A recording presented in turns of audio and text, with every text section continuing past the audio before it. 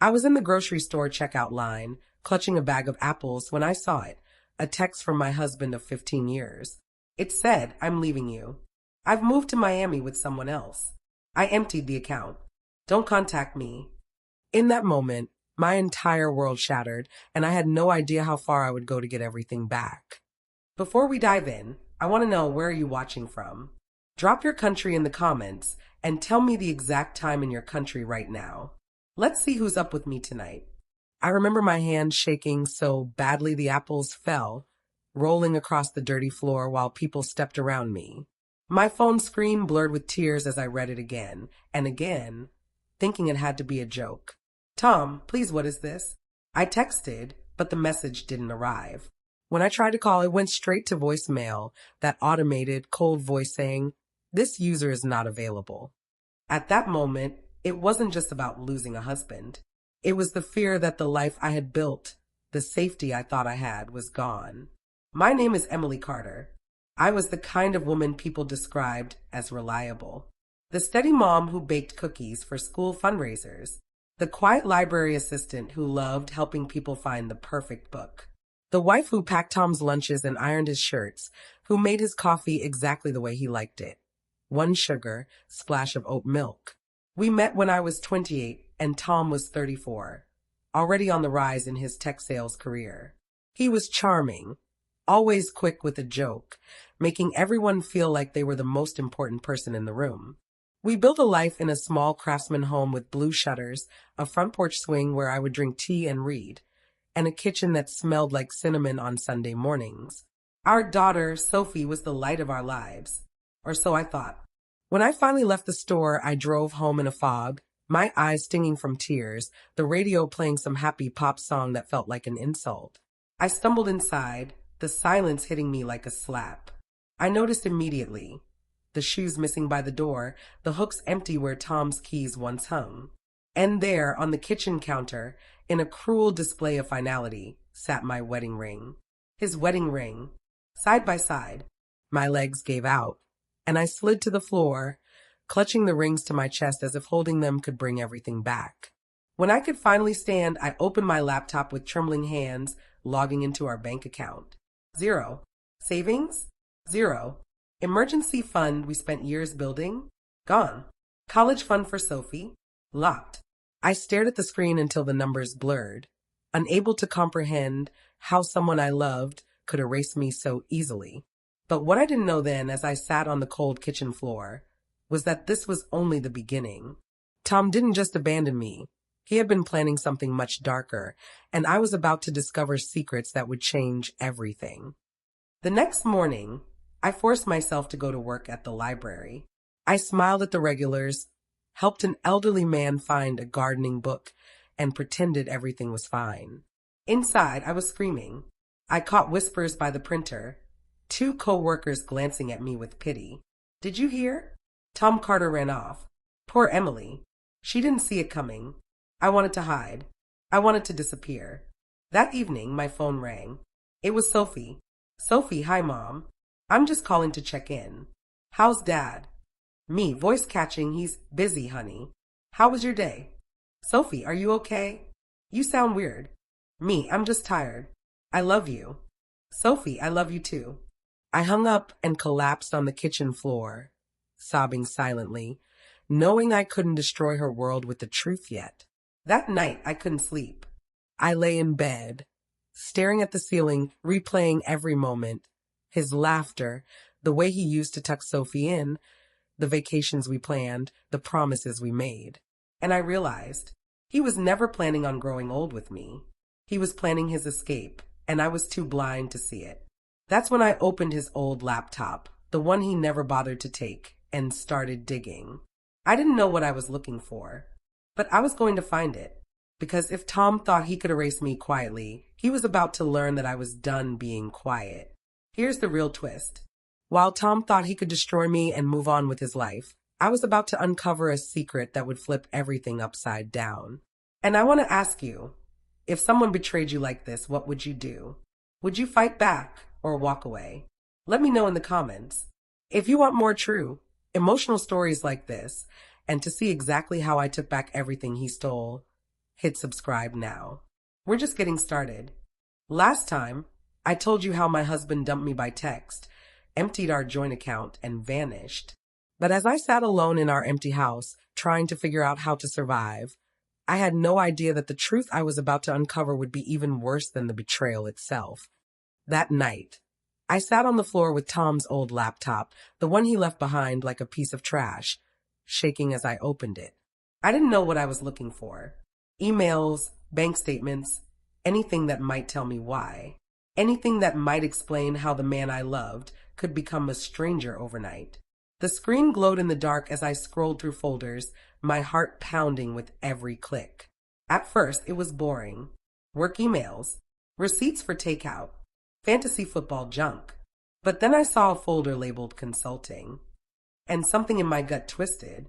Inside were receipts, transfers, thousands of dollars, sometimes in small chunks, sometimes in large sums, going to an account I didn't recognize. I copied everything to a USB drive, my hands sweating, the air around me feeling heavy. The next morning, I called Lisa, my so-called friend, hoping for comfort. Lisa, I need to talk. Tom's gone. He took everything, and I don't know what to do. Lisa, pause. Oh, Emily, that's terrible. Can we meet up? I just need someone to talk to. Lisa, I'm so busy with the kids. Maybe next week. She hung up quickly, her voice tight. I sat there, realizing how quickly people pull away when you have nothing to offer. That evening, Sophie called again. Sophie, Mom, people at school are saying Dad left you. Is it true? Sweetheart, it's complicated. Sophie, are we going to lose the house? Swallowing tears, no, baby. I promise I'll take care of it. After we hung up, I cried in the shower, the water hiding my sobs, the fear of failing her crushing my chest. I thought finding out about the hidden transfers was the worst it could get. But I had no idea that Tom's betrayal wasn't just about another woman or money. What I was about to uncover would shake me to the core and give me the power to fight back. Digging deeper, I found emails from Michaela, flirty messages, vacation selfies from Miami, recipes for dinners, spa treatments. Kayla was young, barely older than Sophie, a blonde with a perfect smile and captions like, manifesting my best life. Tom had been funding her lifestyle with our money while I was at home eating leftovers to save for Sophie's tuition. I scraped together the last of my savings to visit a lawyer, Ms. Ruiz, a sharp-eyed woman with a calm voice that made me feel seen for the first time in weeks. Ms. Ruiz, Emily, this is bad. He's been shifting funds for months. We can file to freeze his assets, but we'll need proof. I have this. Showing her the USB. Ms. Ruiz, scrolling, nodding, this is good. Very good. For the first time, I felt a spark of hope. Just as I was heading to bed, my phone rang with a number I didn't recognize. Hello. Voice, Emily? Yes. Voice, I'm sorry to call you. You don't know me, but my name is Kayla. I froze, clutching the phone so hard my knuckles turned white. Kayla, Tom told me you were crazy, that you'd moved on. But now I realize he's been lying to me too. I think I'm in danger. And in that moment, everything changed. The mistress, the woman he left me for, was now asking me for help. I want to ask you, if you were me, would you help her or let her face the consequences of her choices?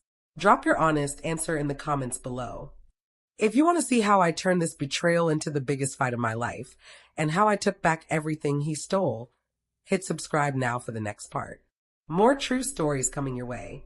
Imagine the woman your husband left you for calling in the middle of the night, crying, telling you she thinks she's in danger. That's exactly what happened to me, and what came next was something I could never have imagined. Emily, please. I didn't know what Tom was really like.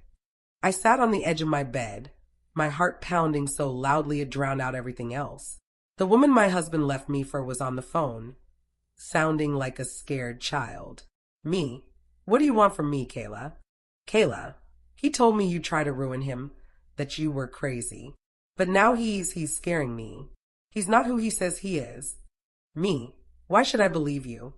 Kayla, because I think he's done things that could get him arrested, and I have proof. The silence between us was heavy, like the moment before a storm breaks. We met at a dingy coffee shop off the highway. Kayla looked nothing like the filtered, perfect Instagram photos Tom used to like.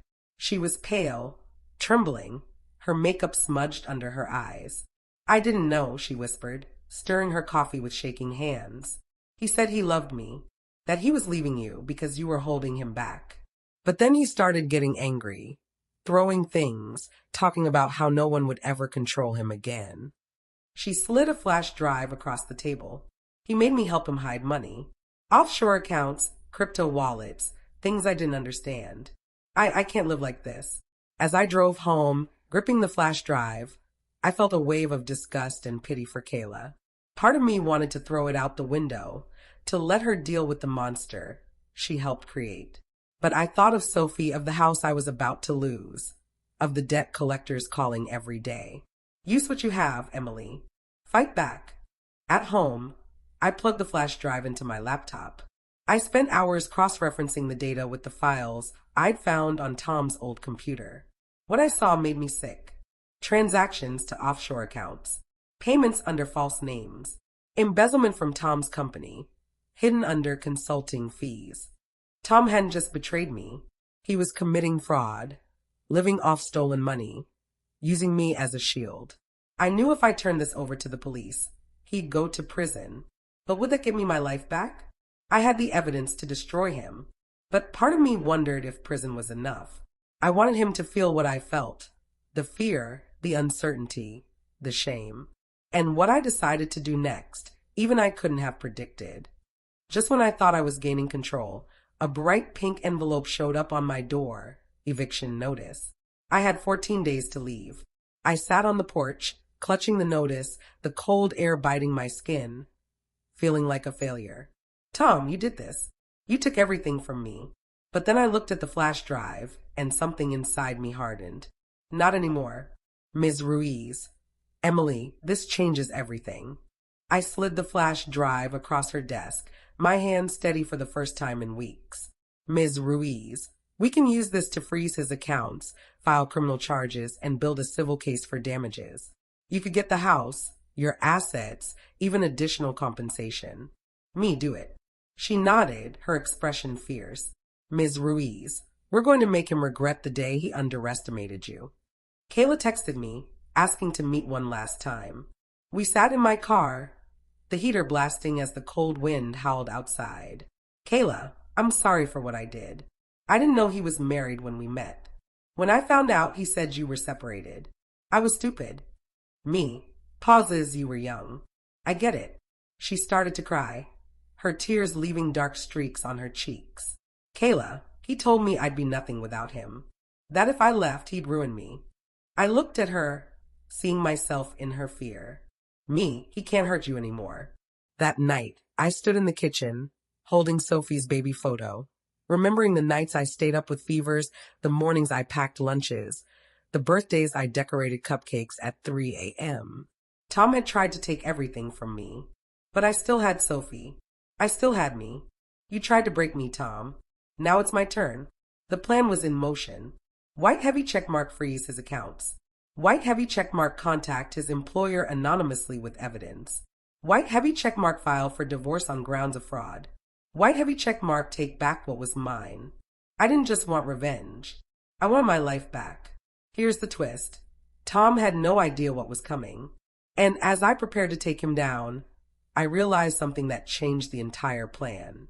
If you were me, would you take everything back quietly, or would you let him feel every ounce of the humiliation he put me through? Tell me in the comments. If you want to see exactly how I took everything back, piece by piece, and what Tom did when he realized the walls were closing in, hit subscribe now. More stories like this are coming. Don't miss the next part. The day the sheriff's deputy handed Tom the papers was the day everything changed. The man who once emptied our accounts and walked away laughing was about to lose everything, and he had no idea the person pulling the strings was me. The morning the account freeze hit, Tom was in Miami, living it up with Kayla's replacement, some new, young fling. He tried to pay for breakfast, but the card declined. Then another card, and another. I know this because he called me for the first time in months. Tom, Emily, what did you do? Me. You'll have to be more specific. Tom, you froze everything. I can't pay for anything. This is illegal. Me, you're right. Stealing from your family is illegal, too. Tom, you're going to regret this. Me, calmly, no, Tom. You will. I hung up. My hands were shaking, but I felt alive for the first time in months. That evening, Sophie called from college. Sophie, Mom, Dad's been calling me. He says you're trying to ruin him. Me, deep breath, baby. It's time you knew the truth. I told her everything. About the text, the money, the other woman, the debts. She was silent for a long time. Sophie, I can't believe he did that to you. To us. Me. I'm so sorry you have to know. Sophie, don't be. I'm glad you're fighting back. Ms. Ruiz sent an anonymous packet to Tom's employer with evidence of his embezzlement. A week later, Tom was fired. Word spread fast in his industry, and soon no one would touch him. The man who once strutted around in expensive suits, bragging about owning the room, was reduced to begging for favors. Tom returned to town, showing up at the house unannounced. Tom, banging on the door. Emily, open up. Me, what do you want? Tom, we can fix this. Let's talk. I stepped outside, the eviction notice still taped to the door. Me, you see that? That's what you did. Tom, I didn't mean for it to get this bad. Me, you meant to leave me with nothing. Now you know how it feels. He tried to step closer, but I shut the door in his face. You'd think that would be enough. But Tom wasn't done trying to hurt me. And the next thing he did nearly destroyed everything I was fighting for. Tom tried to drain a hidden crypto account, attempting to flee the country with what was left. But Kayla, who was still in touch with me, tipped me off. Ms. Ruiz filed an emergency injunction, and the funds were frozen within hours. Tom called me one last time. Tom, you think you've won, but you're going to end up alone, miserable.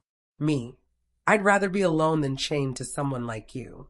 At night, I lay awake, wondering if I had become like Tom, consumed by revenge. But then I would look around. Sophie could stay in college. The house was safe for now. My fear was replaced by determination. This wasn't revenge for revenge's sake. It was survival. Early one morning, I saw flashing lights outside. 2 officers led Tom away in handcuffs, his face pale, eyes darting around in panic. Ma'am, thank you for your cooperation. As the car pulled away, I felt a weight lift off my shoulders. Tom had taken so much from me, but he would never take my peace again. That evening, I made a cup of tea and sat on the porch as the sun set, the air calm, the world quiet. I could finally breathe. Tom was gone, facing charges for fraud and embezzlement. His life of lies was over, and mine was finally beginning again. Even after all this, a letter arrived from Tom, written from jail, asking for forgiveness. If you were me, would you forgive him, or would you let him live with the consequences of his choices? Tell me honestly in the comments. If you want to know exactly what Tom wrote in that letter and how I finally found peace, hit subscribe now for the final part. You don't want to miss how this ends. I never expected to hear from Tom again. But then a letter arrived from jail, and as I read his words, I realized that this final twist was the true ending I needed, and the final step in taking my power back. It was a rainy Tuesday morning when I found the letter in the mailbox. A plain envelope, smudged ink, my name written in Tom's handwriting. I stood there, the rain dripping from my hair, the world holding its breath around me. Part of me wanted to tear it up, burn it, throw it away. But I took it inside, set it on the table, made tea, and sat down to read. Emily, I don't expect you to forgive me. I know I ruined everything. I've been sitting in this cell, thinking about what I did, and I can't believe I became this person. I thought I was doing what I had to do to be happy. But I see now that I was just afraid of being ordinary, afraid of being a failure, and I took that out on you. I'm sorry for what I did to you, to Sophie, to us. I don't expect you to ever want to see me again, but I needed you to know that I'm sorry. Tom, I finished reading, the paper trembling in my hands. Part of me felt the old memories, the early days, the laughter, the way he used to brush hair from my face. The other part remembered the betrayal, the empty bank accounts, the eviction notice, the nights I cried alone. Forgiveness isn't for them. It's for you. But did I owe him that peace? Sophie came home for a weekend, and I showed her the letter. Sophie, are you going to write back? Me, I don't know. Sophie, Mom, whatever you decide, I'm proud of you. She hugged me, and in that moment, I realized that I didn't need Tom's apology to heal. I already had everything I needed. I bet you're wondering, did I forgive him? Did I write back? The truth is, what I decided next was something even I didn't expect. I went to the old cafe Tom and I used to visit, sitting by the window where we used to plan vacations we'd never take. I sipped my coffee, looking out at the street, letting the memories wash over me. I thought about Emily, who used to sit here, quiet, eager to please, afraid of confrontation. I realized she was gone, and that was a good thing. I sat down with pen and paper, writing slowly. Tom, I got your letter. I don't hate you, but I don't forgive you either. What you did changed everything, but it also set me free. I hope you find peace, but I need to live my life now for me and for Sophie. Goodbye, Emily. I mailed it without a return address. I started working more hours at the library, taking long walks in the evenings, learning to cook new recipes for myself. I repainted the house, changed the locks, and planted flowers in the yard. Sophie visited often and we laughed together, building new memories untainted by the past. Slowly, I found joy in small things. White heavy check mark a quiet cup of tea. White heavy check mark a sunrise. White heavy check mark a day without fear. People always say betrayal is the worst thing that can happen to you. But sometimes, betrayal is the thing that sets you free. If you're going through something like this, know that you can rebuild. You can find yourself again. It's okay to let go. It's okay to choose yourself. Here's the real question. If someone hurt you as deeply as Tom hurt me, and they asked for forgiveness, would you give it to them, or would you let them live with their choices? Tell me in the comments. I want to hear your truth. If you found strength in this story and you want more real, emotional stories about rebuilding and finding your power, hit subscribe now. Thank you for walking this journey with me.